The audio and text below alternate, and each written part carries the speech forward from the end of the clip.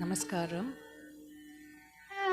There are flowers up at the altar, so if you could form a line, and if any of you wish to offer flowers to Swami's portrait, you may do so now, and then we'll begin with the rest of the.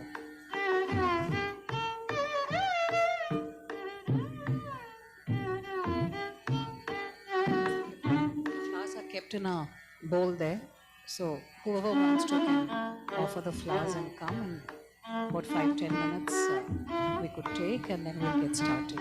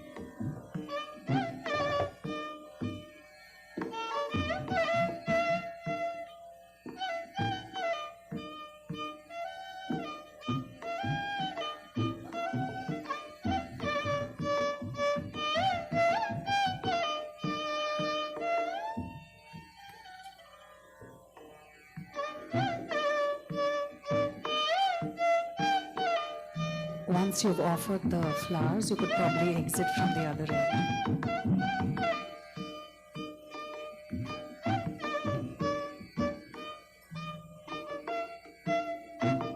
I think after this line, it's good not to add more to the line just now. After we finish the evening's proceedings, before leaving also you could offer flowers.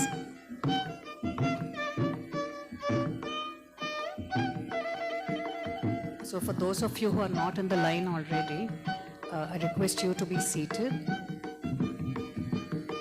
so that we can begin.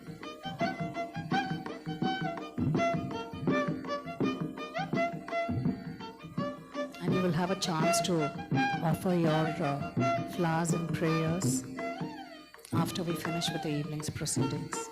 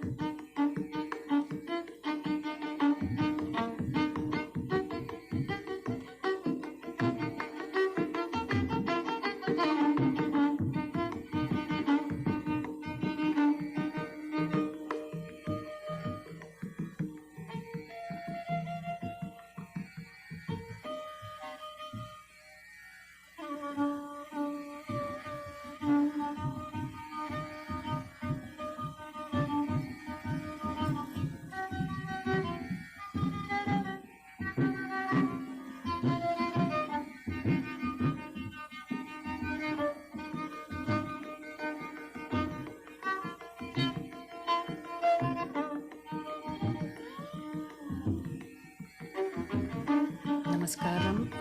Request you all to settle down.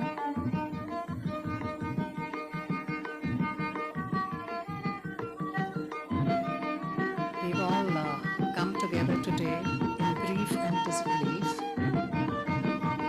but also in celebration of someone who was just so much larger than life.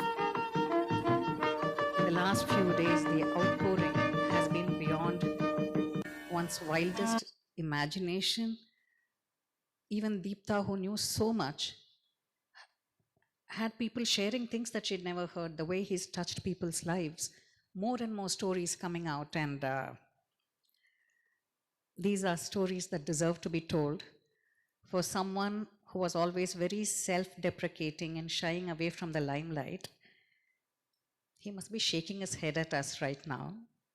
But with his keen intelligence, compassion, and generosity of spirit, he would also understand that this is not for him, it's for us. All of us whose lives he's touched in very profound ways. I just want to read the extract of one message, one of the million that Deepta has received, that kind of says it all. This is from Mihir Desai, a Harvard professor who's known Swami for over 30 years. And he says, so many vivid memories of Swami are swimming through my brain. From the time I met him in '94, I've always been struck by his vitality and his generosity. He's always been a bundle of ambition and striving and excitement that was irresistible. One was utterly charmed. To be in his presence was to feel his energy. He was simply a remarkable life force. But the truly remarkable thing is how that ambition was coupled with such generosity. Many individuals who are life forces that are filled with energy and ambition as Swami was, are also self-directed and narcissistic. But Swami coupled his energy and vitality with a remarkable generosity. He was focused on others more than himself, so to be in his presence was to feel his affection and good humor. I know that I'm far from alone in feeling his loss so acutely, not simply because he was a friend, but because he was a model a model of vitality, generosity, and humanity. I will miss him so. And I think this is something that's been echoing within each of us, and that's what has brought us all here today. There are a few people who reached out and said that they have memories that they would like to share, and we'd like to call on them one by one. I'll just do a brief introduction and they could come and speak. The first person that I would like to invite is Dr. Hibid Drau. Dr. Drau and Swami have had a relationship for almost 30 years, spanning across multiple areas, including economic journalism, politics, policy making, and corporate governance. Dr. Drau has been an independent director on the IRIS board for a few years now, and has also been working with Swami in shaping the strategic direction for the company. Dr. Drau, I invite you.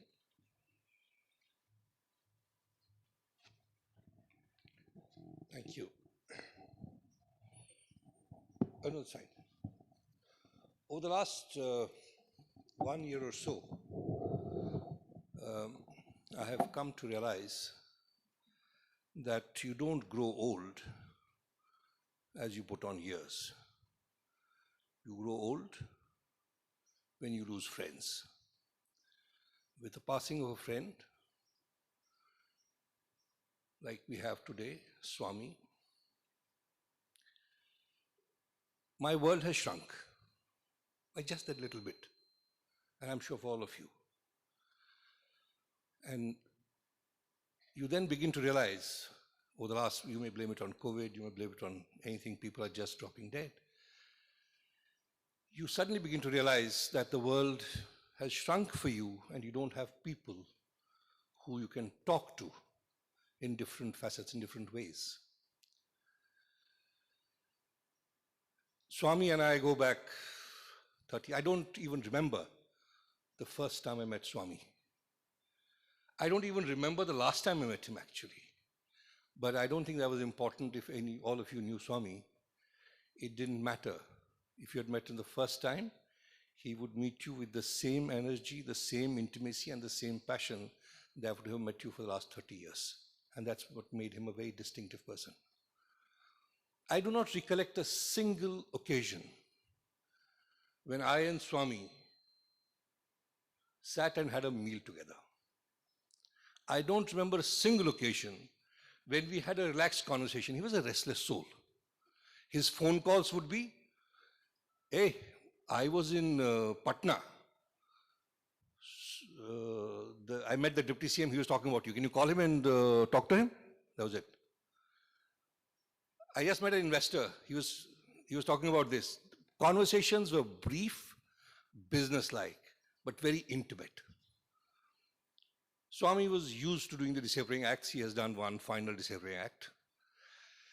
For him, it is an event. For us, it will be a process, not just to process it, but also kind of get used to his absence. I worked a little more closely with him after, perhaps for the first and the last time, Swami came home with Deepta and we had lunch together. A vegetarian lunch I cooked for Swami and Deepta, and that's when I joined the IRIS board. Much before being on the board, of course, knew of the outstanding mind that Swami was. People tend to talk of, he was there for everything, I mean, quite journalist. He had the arrogance and the aggression of a journalist and the sincerity and the humility of an academic. He straddled different worlds. But what came across, and something I heard repeatedly, I saw some message also, is about his generosity. He was generous in every which way. And I remember in the board when we were kind of discussing things, IRIS had gone through different phases like many companies do.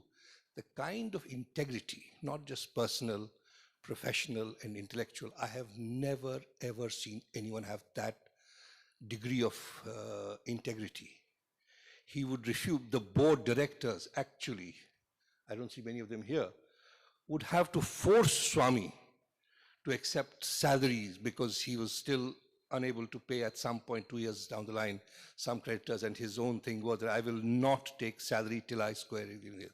I have seen different companies reach different levels of, but this level of integrity, unbelievable, absolutely unbelievable. Swami, in some way, reminds me of, he lived his life like a lark. For me, coming from the background that I do come, he had all the characteristics of a Sufi.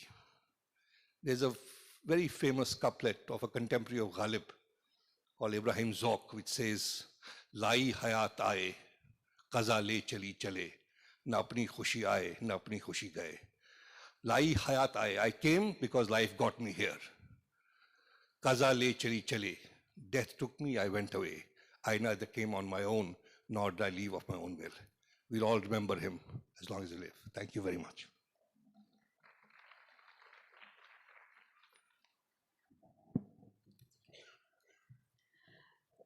Thank you, Dr. Drabu. I now would like to call on Mr. Pradeep Malik. Pradeep Malik and Swami go back again close to 30 years, starting with the involvement in the CII, where Pradeep also held the chairmanship for the CII Western region. He was also the managing director of Vatsila and Vatsila in India, and he was also the first chairman of IRIS when the company was just starting out. He's been a friend, philosopher, and guide for many, many years. Pradeep.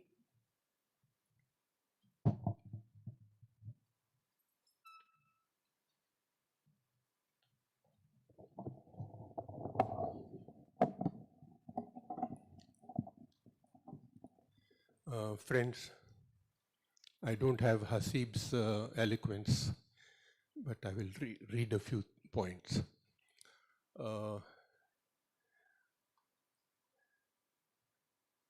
We never lose the ones we love, because love itself lives on. Swami was straight. Swami was warm. He was affable, magnanimous, inclusive, nurturing, adorable, true, like a true north, helpful beyond, as you already heard, an achiever, nothing stopped him, and very noble. So if you string these together, straight, warm, affable, magnanimous, inclusive, nurturing, adorable, true, helpful, achiever, noble, that makes Swaminathan. But this is not about acronyms. Swami was larger than an acronym. Because I say this because not only was he straight, he was simple, selfless, steadfast. He was warm. Not only was he warm, he was witty, wise. Not only magnanimous, but meticulous to a fault. And magical when he touched people's lives. We all felt a certain magic in him. Not only was he inclusive, he was inspiring and intellectual. Not only was he true, as I said, true north, but he was very transparent. He was a big, deep thinker. Not only helpful, but humorous, humble, and honest. Not just noble, but a great networker. With Swami, I found that I would describe him as WYS, WYG. What you see is what you get. He was straight. He would tell you what he thought, whether you were on the board or not, but he would speak his mind. Swami was a person who, larger than life, I don't know, people are very rare who come like this to come and do something great in this world. He spread his goodness. He touched lives of the tens of thousands, millions that he came across. He made a huge difference in whatever he did, and he lived life fully. I would say, in all humility from my side, that he was really a karma yogi. His connections were deep and lasting. His love for everyone was unconditional.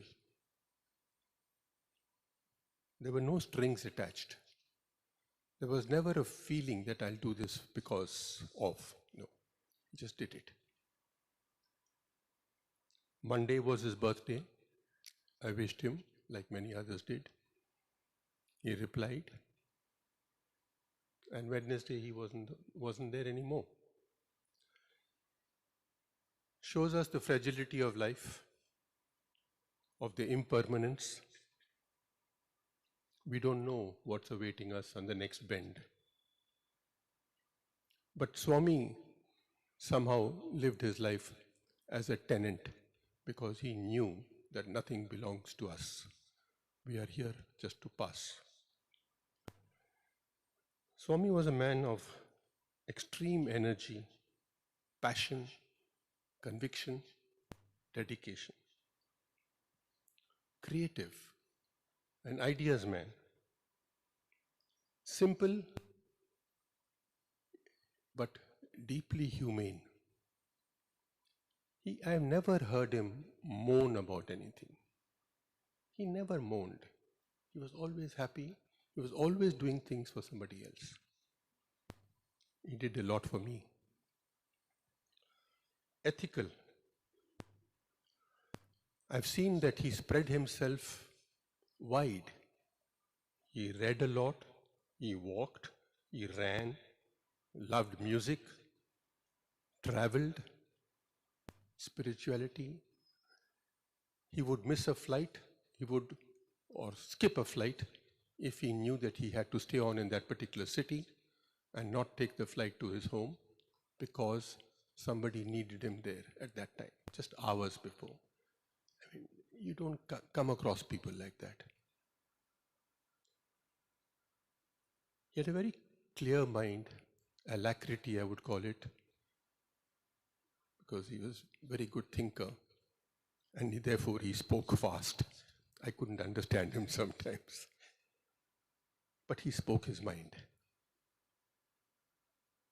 Very clear-headed. A decisive person. There was no vacillating in him, no pussyfooting. He believed in something, he did it. I remember his telling me about Sadhguru once, inviting me for a talk. Next, I visit his office one day and there was no table, no chair. We all sat on the floor. We had cushions and we had mattresses. We all sat there, conduct a meeting over there. He believed in something, it was good, he did it. He didn't care about, what will people say? In remembering Swami, let us celebrate his life by adopting his ideals. One, of a value-based life. Two, of his tireless striving, of living fearlessly, courageously, of helping the needy, anybody who needed help. Needy, I mean in every aspect of it.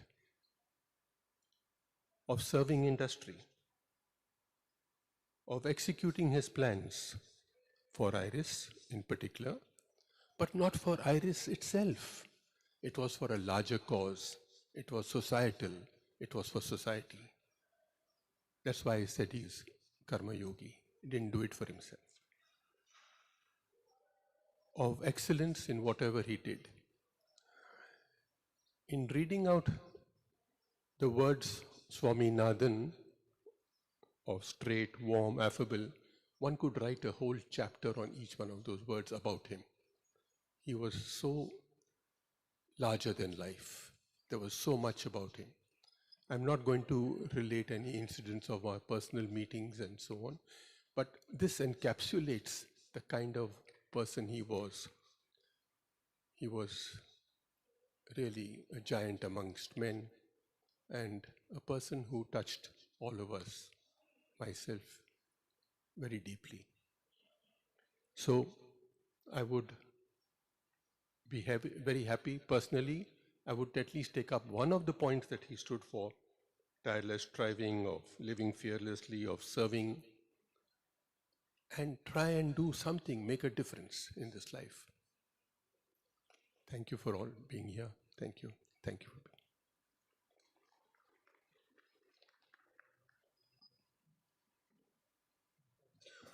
Thank you, Pradeep. I'd like to call on Dr. R.B. Barman now. Dr. Barman, former ED at the RBI, is an advisor to the National Payments Corporation. He and Swami also go back a long way, and they used to interact closely during Swami's journalism days. After Swami started IRIS, Dr. Barman motivated them to work with the RBI on multiple fronts, which finally led to adoption of the XBRL standard at the RBI, a platform that was recognized internationally. Needless to say, this was a turning point for IRIS, but the Indian banking system also benefited substantially. IRIS went on to win the Financial Express Best FinTech Award, which Swami received from the Finance Minister of India. Dr. Barman?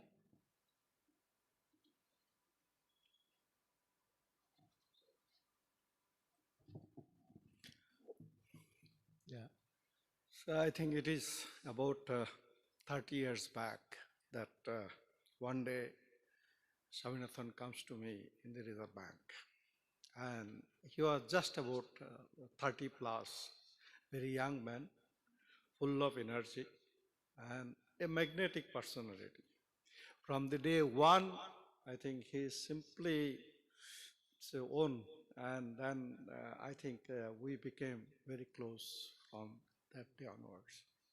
And he was driven by some kind of a commitment, and particularly the capital market, stock market was the basic thing. And he worked at that time, he was inspired by some of the great stalwarts of the finance industry. And at that young age, starting a venture on his own, and it was not an easy job. And I have seen him to start with. When the market goes up, he was okay. Business was more or less going in a particular way. But when market used to go down, he had to struggle. And there were umpteen number of friends who will try to encourage him to go with him. But then life was never so easy. But what was important is the kind of a commitment that he had for the greater cause that he was serving. As I said, that whoever came across him, I think can never forget him. And then, of course, he helped us in the Reserve Bank in various ways, including various surveys that we did. Even today, we are doing some of the services. I think he had lent the very great support. And whatever he was doing, that I think we are appointing some agencies, but he was doing with much more commitment, and his team was doing a very, very good job out of that. So that was where we had certain business interest which went on. But then, see, as a statistician myself, and his commitment for getting the data and reducing information asymmetry was a common cause, which made us bound together much, much more. And then XBRL initiative, which I was struggling as a part of BIS to do. And on our own, we are finding it difficult to do it. But then I think Balu is here. We went to Spain, Balu was with me, and I think those were the initial days. And I think this was another great thing. I think XBRL has benefited the market and industry a whole lot. Today we are much better off in terms of the information that is captured through this process. I think say after that possibly slowly things became better, and I think today we have so many people, we have so much than Swaminathan. That is one part of the professional work. But what I found in him is that wherever he will go, even if he goes to Assam, he will tell about me. To the chief minister also of the Assam. They look here, there is a person from Assam sitting in Mumbai. Why don't you take his help? So that's the kind of a personality, and you cannot just forget. And it was really a shock when Balu talked to me and told me that Swami is no more. I knew that Swami had the problem with COVID, and he told me that my lungs 50% is gone. It's very difficult. So the other day I met Chandrasekhar. I asked him, how is Swami? He said, Swami is okay. And then in another 1 week's time, this shocking news. It is simply unbelievable. I think it is an irreparable loss at this young age. I think we deserve much more from such an enthusiastic person. It's really very sad. I only wish that I think the eternal peace to his soul. Thank you so much.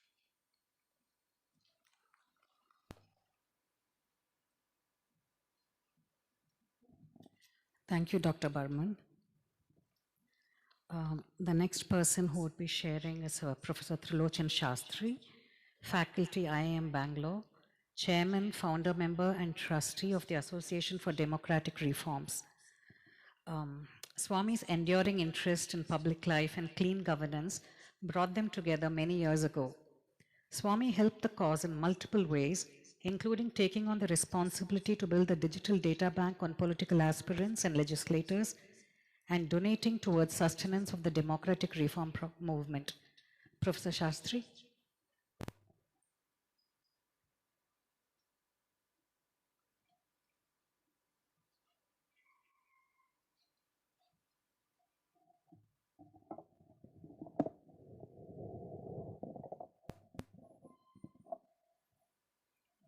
To Deepta, the family members, the Iris family and dear friends.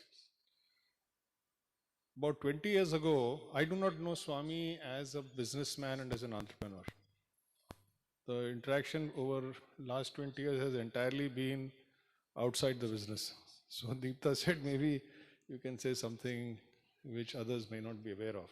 So about 20 years ago, I met this person in some conference we were holding in Patna or maybe in Ranchi. He came up to me, there were dozens of people, and he said, hello, I'm Swami, I'm your biggest fan. So I was trying to process what he said. Before I could process, he had said half a dozen other things. So then I said, okay, must be some guy, I don't know. I didn't take him seriously. But then he kept showing up every year and he used to keep meeting us. And then I once came to Mumbai and stayed with them. I think Deepta may or may not remember. They didn't have a house of their own. They didn't have a rented house. They were staying in somebody else's house, I remember then. So then I started saying, who is this guy? Then over the years, he has been in touch, and unlike the first gentleman who spoke, I forget his name, who said the conversations were very short, our conversations were very, very long, either in person or on the phone. He used to talk for a long time. And I'll tell you a couple of things which stood out. One is that about 2 years ago, he called and said that, I'm going to give you X rupees. So I said, thank you very much. You don't have to thank me. So I said, wait a minute, you know, we are scraping the bottom. Basically, I was talking about the Association for Democratic Reforms. Okay, in that case, I'll give you 2x, not x. So he's that kind of a person, very generous. Now, a few impressions I found, which is nothing to do with the corporate life that he led. One is that he was constantly interested and concerned about society, government in the country and the nation. Various issues, employment, how the governance is happening or not happening, what is happening to local democracy, uh, our youth being properly educated about various things in the country beyond school and college, and how to get employment for people who are flooding Bombay and various other places. And I was amazed not only by his concern, but by the amount of creative energy and ideas that he brought. And as I mentioned in one of my emails to you, about, I don't know, half a dozen of them he actually started implementing. So there are many people sitting around who have a lot of concern about the country, but beyond WhatsApp messages, we don't see much. But he was actually doing things. And so that was very important. The other thing which I said, what is this that is driving him? You know, his Harvard professor, whom you first read out, said that he was ambitious. Actually, to me, he never looked ambitious in the sense that he was not personally ambitious. He wanted to do significant things, but it was always for a bigger cause. It could be for the employees, it could be for the society, it could be for the government, it could be for the nation, but that was the ambition that it seemed to me drove him. The other thing is that he almost never spoke about himself in these long conversations. So over the years, one has had the fortune or misfortune of meeting several highly accomplished people around the country. Some of them, all of, I don't want to name anybody here. Now, what stands out about Swami is that he became equally accomplished, and just when he was hitting, you know, going for the next big innings, unfortunately, he's not with us. Now, what stands out about him is that in spite of his accomplishments, his business success, and, you know, so many people who respected him, I did not see any trace of ego or I'm a big guy and I'm a great guy. Because I've seen people grow over 10, 20 years who started off in a humble way, but after some time, when they achieve success, then, I mean, they're good people, but that humility and that goes away. But Swami was not like that. And then I discovered also that he, of course, you know, because I have a little bit of, he thinks I have a little bit of interest in all the religion and spirituality. So we used to have long conversations about that. That is more recent, by the way. And I discovered that he was extremely sharp and very insightful about, not about religion so much as about the spiritual things in life, particularly, of course, about Hinduism. I was amazed at the depth of his interest and his insight about that. Now, it is not merely talking, because I found that he's actually practicing it. All those things we read about in the Gita, you know, you have the karmani eva adhikaraste and all those things which many of you are already aware of. I found that he was doing it, because he was doing it without trying to become famous, without putting his name behind it, and without claiming any credit for it. And the only motivation was that let's just generally do some good for the people at large, for the society and all that. And I mean, if you take the entire combination of things, his high capability, his vast reading, his generosity, his humility, his achievements, actually, I wish he was here to hear us. You know, I've never met a person like him. So thank you for inviting me.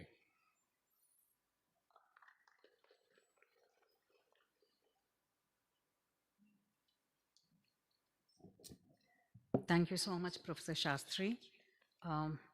We'd like to call on Anup Maheshwari, co-founder and CIO of 360 One Asset. Anup, in his early years as an analyst, worked with Swami, Balu, and Deepta before moving on to fund management. An alumnus of IIM Lucknow, Anup has held leadership roles at DSP Investment Managers, where he served as executive VP and CIO for over 2 decades. Over the years, The friendship between Swami and Anup deepened, and much like many other relationships, has gone well beyond the professional realm. Anup?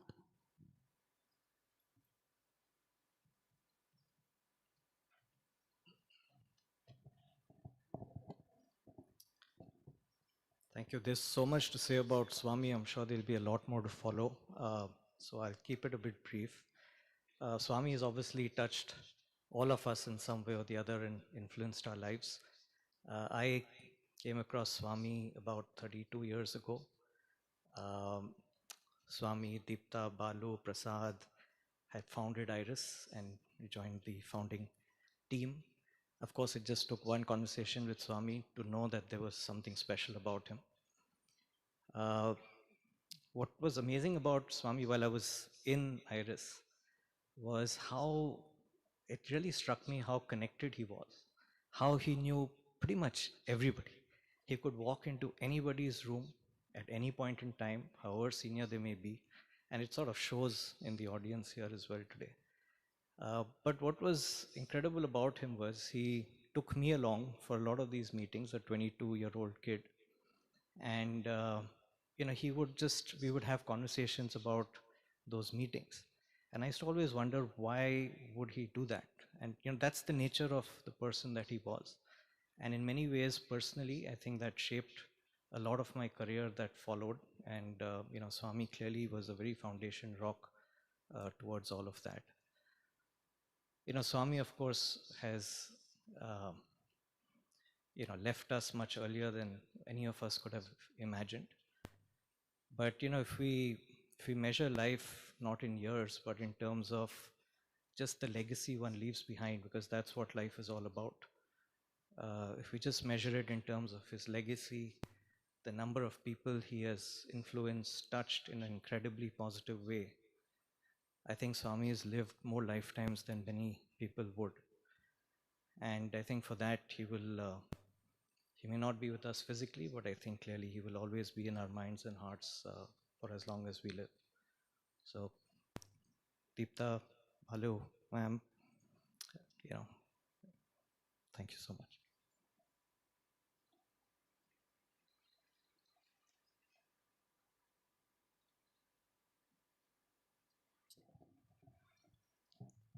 There was a time when Swami decided enough is enough and said, I have to do something about health and fitness. And in that context, I'd like to call on Venkatraman Pichumani, who's an avid runner and race coach and founder of You Too Can Run. Swami and Venkatraman literally met on the roads, as Swami's enthusiasm for running amplified after he moved to Navi, Mumbai, and discovered the joys of running here. Swami's passion went beyond just running marathons himself to also creating a vibrant running community in Navi, Mumbai. One of his enduring jokes was that Venkatraman named his company after he saw how slowly Swami ran, saying, if Swami can run, you too can run. Venkatraman.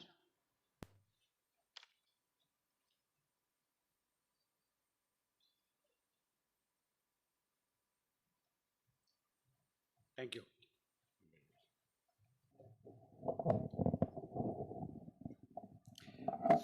Swami and myself go back about 18 years back. I just went back and saw when I first came to know, we got to know each other. And 18 years is fairly recent compared to the legacy that I'm seeing from all the others here. We come from a time when the internet was largely a text internet as compared to a television internet that it is now, which is visual medium. It was more of a text medium. He started running and he started writing a blog. I forget the name, it was a Bengali name. I searched for it, but I couldn't find it now. I don't know if it exists. But I was struck by the humor that was there in the blog, and I said, whoever this man is, I need to connect with him and get to know him better. And I remember the exact phrase, he describes his first marathon. They're all standing there at the start of TMM, and all the other runners are, kind of predicting their timings.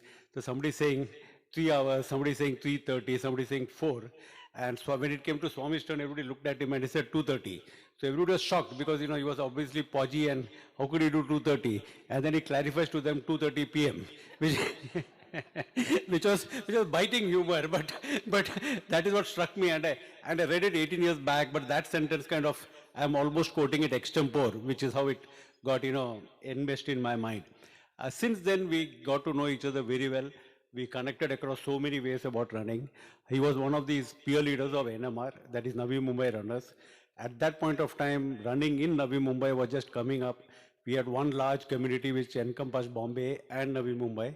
And I was running a BPO in Belapur. So I considered myself as 1 foot in Navi Mumbai and of course 1 foot in Bombay. So I straddled both MMR, MRR and NMR. And we started doing monthly runs, and then, I was happy to see this, and I donated 2 ice boxes to NMR, and I find that even now one is still being used, and my Irish staff, Mahesh, used to come and give the water for all the monthly runs, and so many things. Then there were so many meetings where we had together to kind of institutionalize NMR and make it into an organization, register it, not register it. So many meetings happened. He wanted his team to start running. So I came and gave some talks about, running and motivational talks. And I said that if, contrary to popular belief here, is that I said that if I, after a bypass, can run, then you too can run. And that is how many people started running. And many of them have been runners and have met me elsewhere in many runs, etc. So we went along a long way. Then over a period of time, we got to know each other better. And we discovered that we had almost parallel tracks as entrepreneurs. He, of course, grew much larger than me. And I was, in some cases, leading him, some cases I was trailing behind him. But we had a lot of many things in common. For example, we discovered that, one common thing was he was a Tamil Brahmin. I am also a Tamil Brahmin, but I was more of an external Tamil Brahmin, which means I put a vibhuti and I put a veshti and, stuff like that. But he was not. He was a Tamil Brahmin in spirit and in what he did. And he followed the tenets and principles of what the religion had taught us and taught all of us to be honest, integrity, do work, paropekaryam, that is, support us, serve others, etc. Somebody mentioned about his initiative to help society be more external in his reach out rather than internal. And, when it comes to that, I am a chartered accountant, but after about 10 years of being qualified, I gave up being a CA because I was reminded of the phrase that in retail you can cure, but in wholesale you can prevent. And what I was trying to cure in retail, which is financial transparency and truth and fairness in reporting, financial reporting, he took it wholesale, and by bringing in XBRL, he in wholesale across the country he prevented and brought about greater transparency in this. In later years, he took that and kind of tried to transfer it to athleticism in our country. We all know that our athletic federation and our officials are not the most, clean and transparent. So he wanted a system, and I don't know where that has gone. He wanted a system where, every single track meet and run meet across the country is kind of normalized in a database, and we put some kind of a schema on top of it, and we have talked about it. I don't know where it has gone, but I'm willing to be part of that and take it forward, because that would give every single athlete in every single district meet a national level visibility, and therefore the selection would be on merit rather than on external considerations. So he tried to bring into athleticism and running what he brought into financial transparency. We have been talking each other a lot. We often call up each other and compare notes as entrepreneurs. When he went through difficult stages of his startup and entrepreneurship, he didn't hesitate to call me up. I helped him in whatever way. When I went into difficult stages, I called him up. Our last conversation was on Monday. And we spoke for about half an hour. I will not disclose what he spoke about because that would be considered price sensitive. But I'm very saddened to know that on Wednesday, he was no more. So my sympathies to everybody. And I'm sure that he will live in spirit in all of us. Thank you.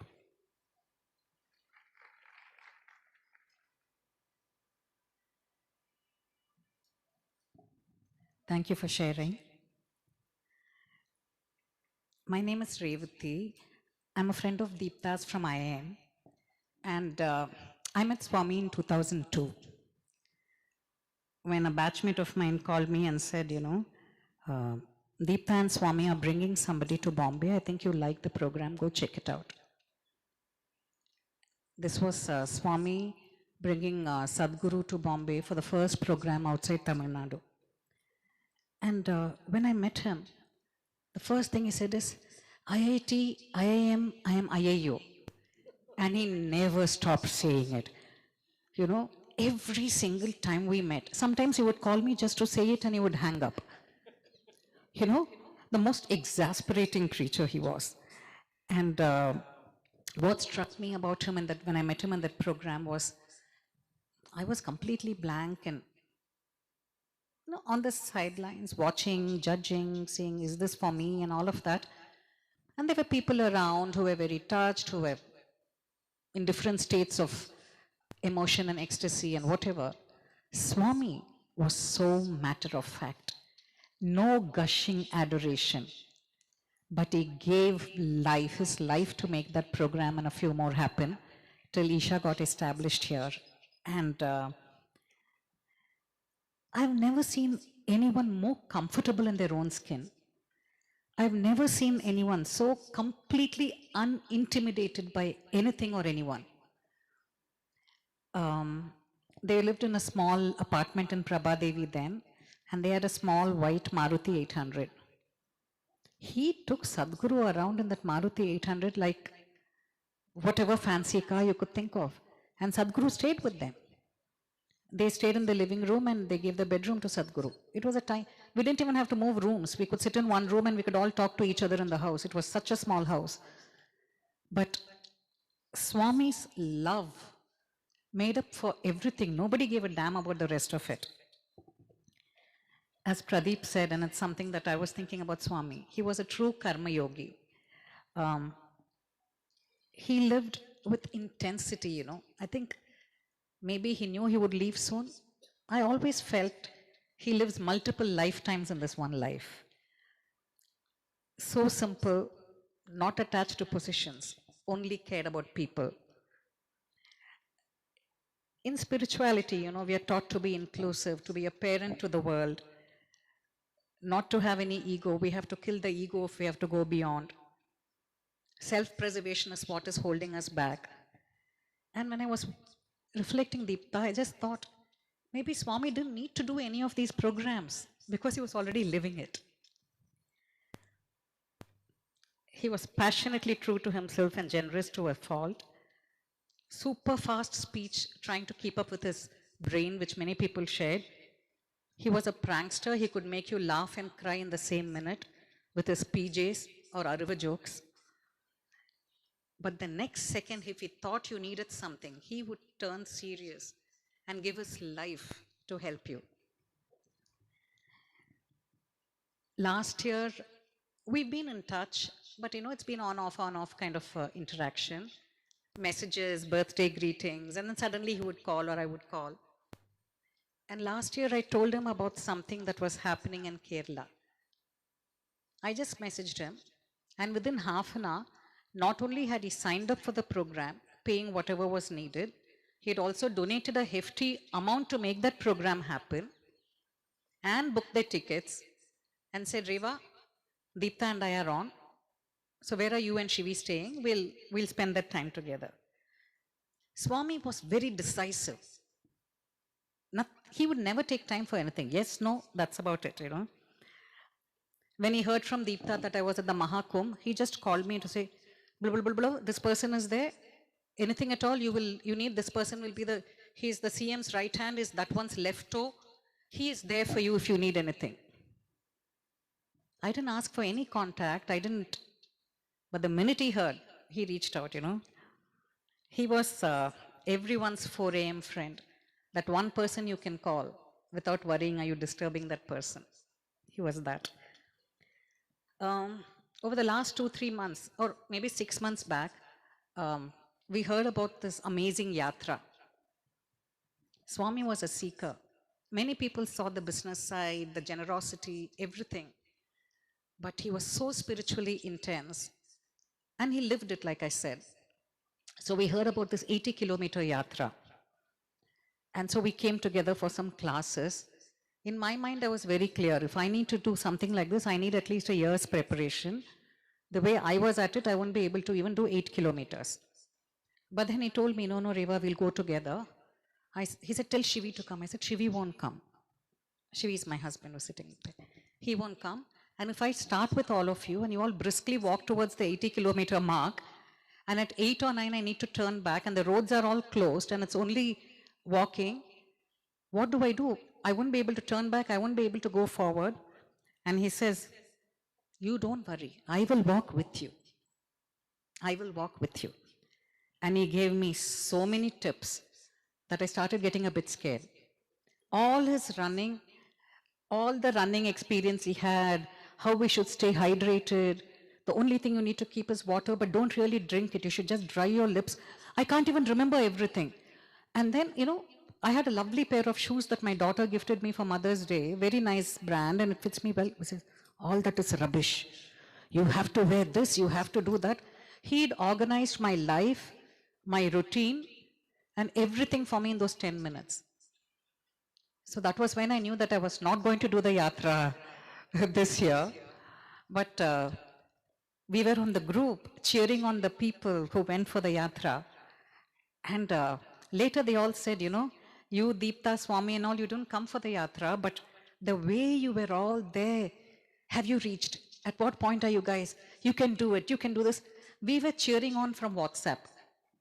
We thought we'll anyway go to Varanasi and hang out together.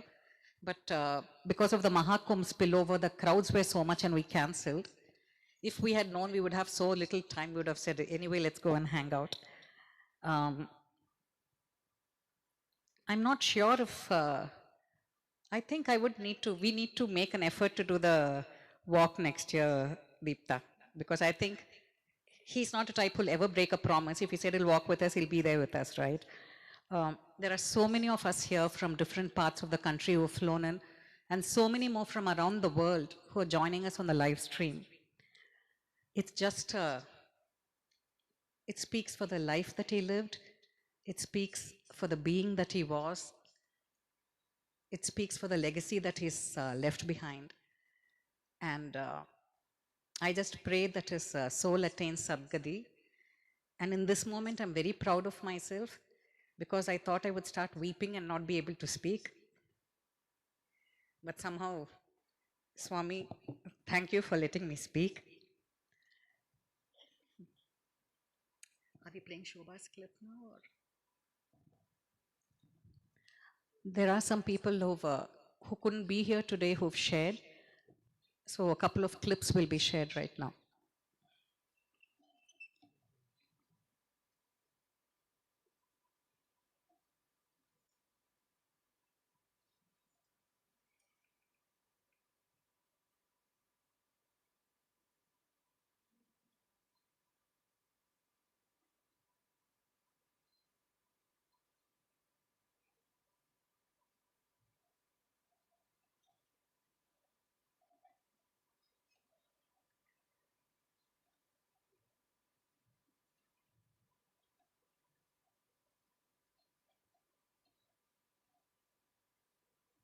Shocked, numbed, devastated. These are just a few words that express how I'm feeling right now, like all of us here. It'll take a very long time to heal from the sudden loss. I've known Swami for 30 years when he got married to my younger sister Deepta. Our entire extended family took to him immediately. He was disarming and comfortable with everyone. My parents, aunts and uncles all doted on him. He could be counted on in any type of situation and help make things happen. He particularly cared about elderly people and made sure they left no unfulfilled wishes. For example, my father, who was nearly 90 years old and immobile in a wheelchair, had a wish to go to Tirupati to see Lord Venki, as my father called him. Swami made that happen, and despite all the challenges my father faced, he was able to be carried into the inner sanctum in Tirupati and have wonderful darshan of the Lord.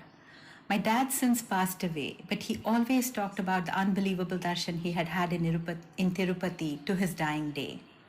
Swami made it happen. Similarly, a year and a half ago, when my mother was feeling really low after her sister and my father had both passed away just a few months apart, Swami confidently told her that she would be fine and that he would take her to Badrinath by helicopter next spring once the temple opened. My mother, who was nearly 90 at that time and had been to Badrinath 26 times in a lifetime, hadn't thought she would ever go there again. But she made it to Badri last spring with Swami, Deepta and myself. He had inspired confidence in her that she could do it, and she did. He just made things happen. He was also very close to my extended family. For example, some years ago, he was in Bangalore airport, ready to catch a flight to Mumbai when he got the news that my aunt passed away. He immediately cancelled his flight, returned home, and stayed on in Bangalore for 2 days, helping with arrangements, until my aunt's son, who was in the US, got to Bangalore. Swami and Deepta could always be counted on in any type of emergency, and there are numerous such stories I could tell. Now, while I knew about the things he had done for our family members, I hadn't realized the extent of his reach across his company and the broader world. A couple of days ago at a prayer meeting in his office, I heard staff and team members of IRIS over and over again recount how Swami had helped them, financially or otherwise, boosted their morale, given them the confidence and courage to take steps and do things they hadn't done before, and the list goes on. Now, Swami also had a playful and pranksterish side to him. When my husband and I got together in the US and were thinking at that time we would get married, Swami called my husband, pretending to be my father, and gave him the Spanish Inquisition about his intentions, job, etc., to make sure he was on the up and up. Swami also immediately flew from India to the US to meet my fiancé. And while we were all at a Middle Eastern restaurant for dinner, he convinced the restaurant staff that my husband was the Sultan of Brunei, which they believed. Of course, after that, my husband was so embarrassed, he refused to go back to the restaurant for many years. Swami would always rib and josh me, and whenever I saw Swami sitting on our couch with a thoughtful or enigmatic look on his face, and would gently roll his tongue around his lips, I knew something really serious or really outlandish was going to come. And one more thing, Swami had a real fondness for kids. He was incredibly fond of his niece Asavari and our nephews. He would joke around and fool with them, always teasing them. My nephews all really loved Uncle Swami, as they fondly called him. Whenever any of them came to Chennai from the US to see our parents, Swami would invariably fly down to Chennai to see them and spend time with them. And he interacted with all children the same way, regardless of who they were. For example, he would tease and joke around with our helper's young daughter in Chennai, the same way he did his own nephews and nieces. My sister Deepta was Swami's rock and pillar. He would come up with all sorts of ideas, and she had to do the due diligence to make it happen. He would always credit her for everything she did. For instance, whenever my family said Swami did this or that, he would always say, it all happened because of Deepta. I knew Swami from my narrow lens. I knew how generous, caring, and compassionate he was. But hearing his team speak a couple of days ago and seeing the uncountable messages on LinkedIn and social media from so many folks, I'm amazed at the impact he has had. He always wanted to do everything at scale, and he did just that in how many people he touched and impacted. We tend to call billionaire CEOs unicorns, but I feel Swami was the true unicorn. Swami, your passing has left a huge hole in my heart, and it will take a long time to heal, but your legacy will continue. Thank you.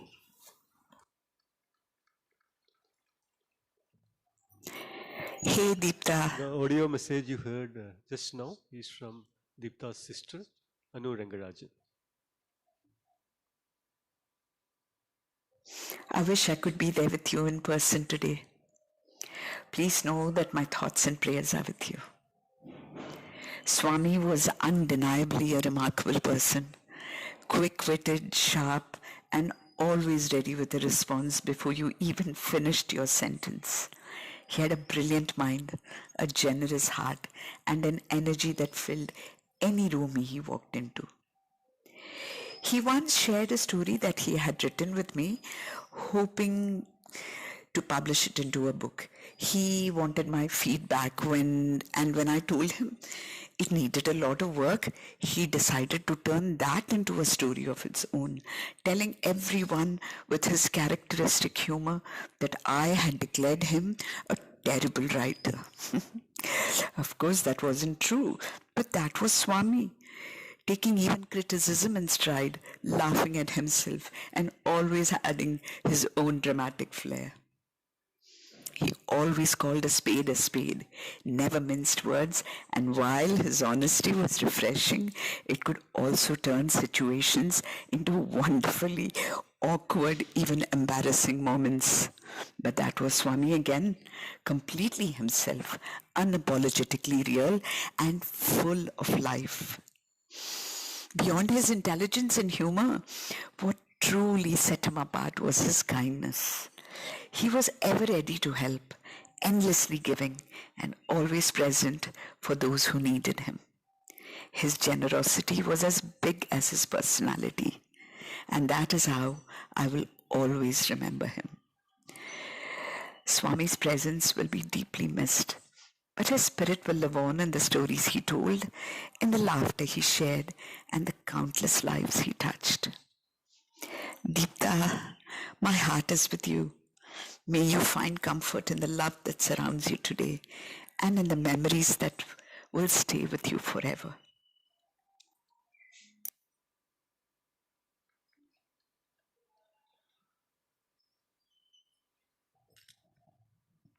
That voice message was from Shobha Vishwanath from Chennai, a very dear long-term friend of Deepta's and Swami's. When we speak about family and friends, we have to speak about the Iris family. And we'd like to call on two long-term members of the Iris family to come and share one after the other, Tripti and Mangesh.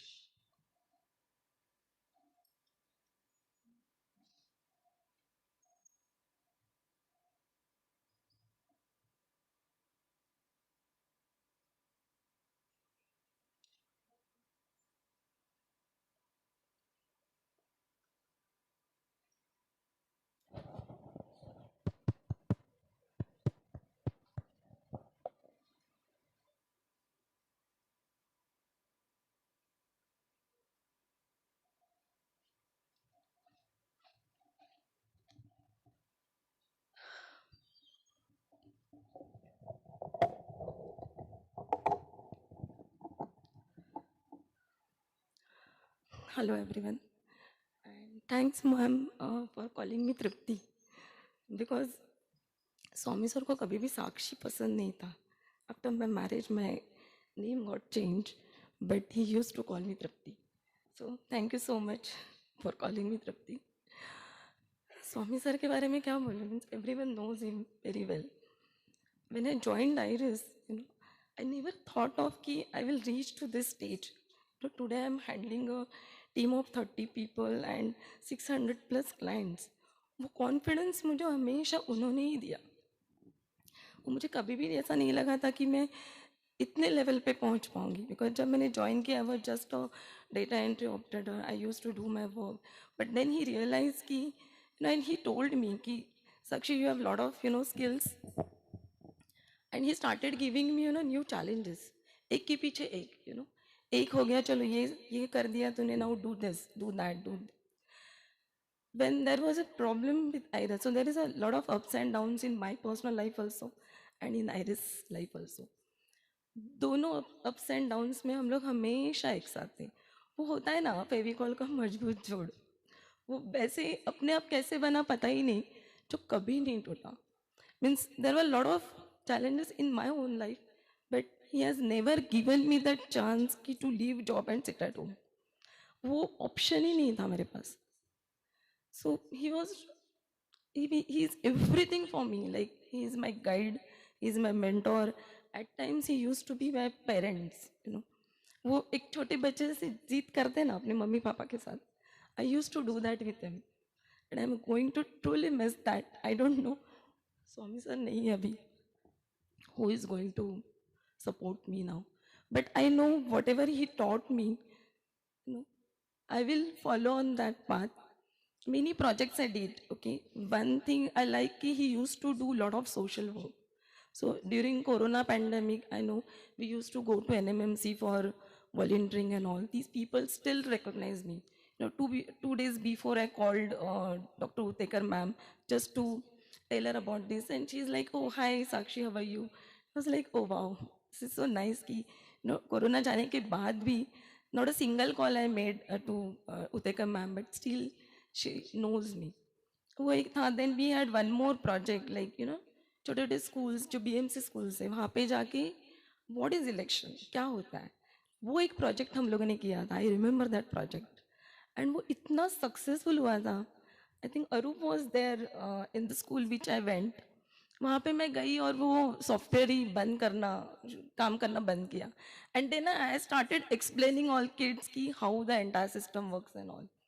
फिर पता नहीं suddenly ऐसे वहाँ पे लगा political people came, उनको लगा कि हम लोग आके कुछ तो गलत तरीके से सिखा रहे हैं ऑल. वो मैटर पूरा पुलिस तक गया. बट वो जो इनिशिएटिव स्वामी सर ने लिया था ना, वो बहुत सही था.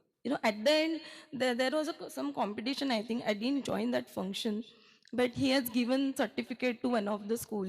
I think I was not a part of that function, but this is something I learned, कि problems तो आएंगे हमेशा. There is always a solution to problems.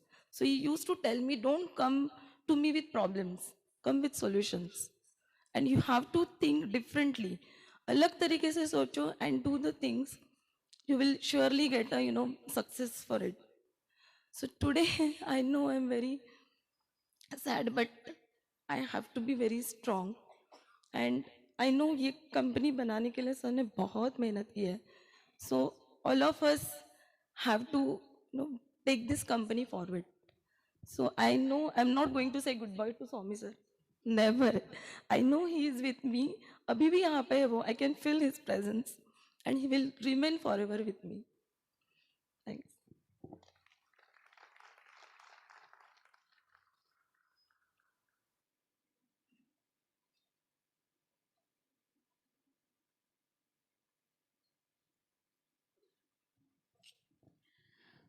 Many of you wanted to offer flowers. You could do so. And there's a small booklet that we are giving away. This is just an extract of some of the many sharings of people. And one thing I would ask each of you to think of and keep in your heart is, each of us we do good in our own way. We do so many things. But if there's always that one thing you wanted to do for somebody, but life takes over and for whatever reason it didn't happen, can you please prioritize it, make it happen, and let's just send a message to Swami, hey, I did this. Helping someone, making a difference in some way. A great way to honor Swami. Thank you all so much for coming. Namaskaram.